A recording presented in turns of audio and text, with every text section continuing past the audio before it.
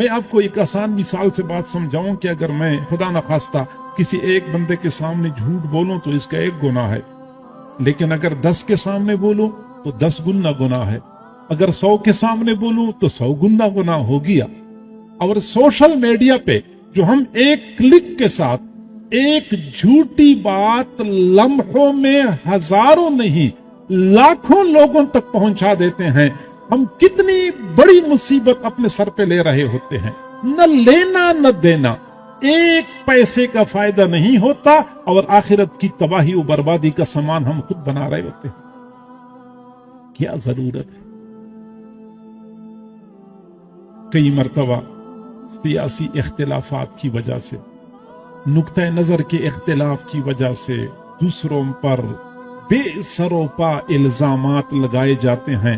الزام کسی اور نے لگایا، ہمارے پاس پہنچا، ہم نے سوچے سمجھے بغیر، تحقیق کیے بغیر فوراً آگے شیئر کر لیا،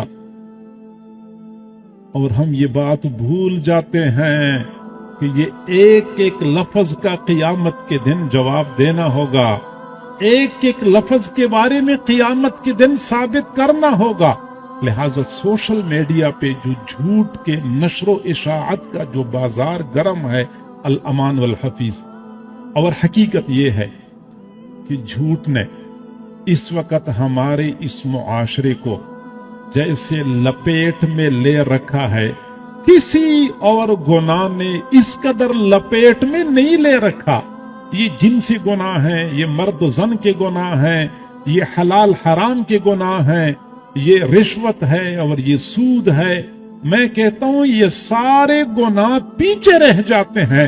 پہلے نمبر پہ جو گناہ اس معاشرے میں زیادہ عام ہے وہ جھوٹ ہے۔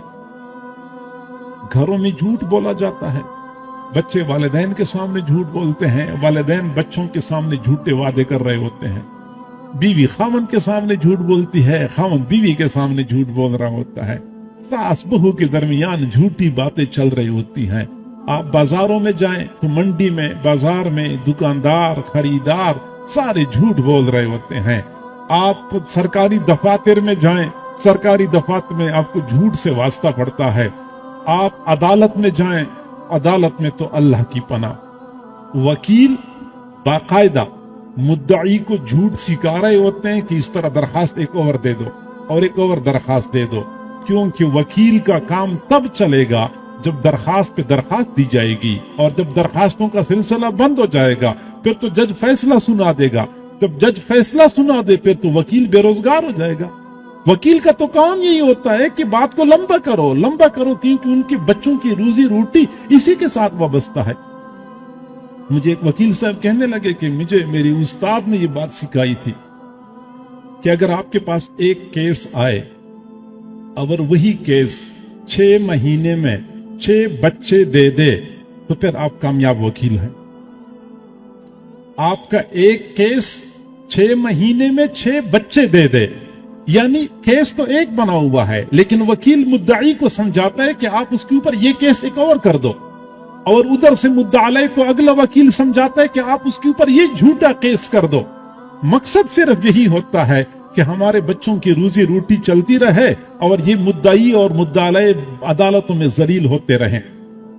جھوٹے دعوے کرنے سکھاتے ہیں، وہ اگلا وکیل اگلے مدعا علیہ کو جھوٹا جواب سکھاتا ہے، پھر آگے گواہوں کو جھوٹی گواہی دینی سکھائی جا رہی ہوتی ہے کہ آپ نے یہ بات یوں کرنی ہے، جھوٹی قسمیں کھائی جاتی ہیں عدالتوں میں۔ میرے بھائیو، میں اصل میں بات یہ عرض کر رہا تھا کہ جھوٹ نے ہمارے معاشرے کو لپیٹ میں لے رکھا ہے۔ گھروں میں جھوٹ، سرکاری دفاتر میں جھوٹ، تعلیمی اداروں میں جھوٹ، بازار اور منڈی میں جھوٹ، اور جو ہماری سیاست کے ایوان ہیں وہاں پہ جھوٹ، ہر طرف جھوٹ ہی جھوٹ نظر آتا ہے۔